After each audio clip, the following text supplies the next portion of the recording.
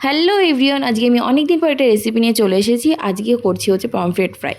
প্রথমে লেবু, ভিনিগার আর নুন দিয়ে কিছুক্ষণ মাখিয়ে রাখবো। ওই ধরুন 20 মিনিটের জন্য মাখিয়ে রাখলাম। ততক্ষণ আমি একটা পেস্টও রেডি করে নিচ্ছি।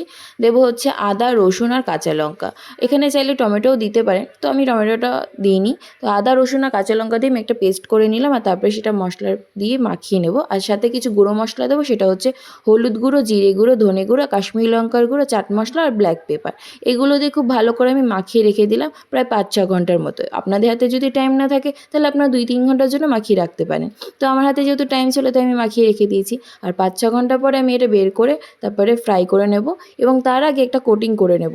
তার মধ্যে দিচ্ছি চালের গুঁড়ো, সুজি আর বেসন, আর একটু সামান্য নুন দিয়ে মাখিয়ে তারপরে মাছটাকে ভালো করে কোট করে নিয়ে তারপরে আমি লো টু মিডিয়াম ফ্লেমে ভেজে নেব। আর জানো তো, ভাজার পরের ভিডিওটা আমি নিতে ভুলে গেছিলাম, তাই তোমাদের সাথে শেয়ার করতে পারছি না। তবে এই রেসিপিটা তোমরা অবশ্যই ট্রাই করে জানিও কেমন লাগলো।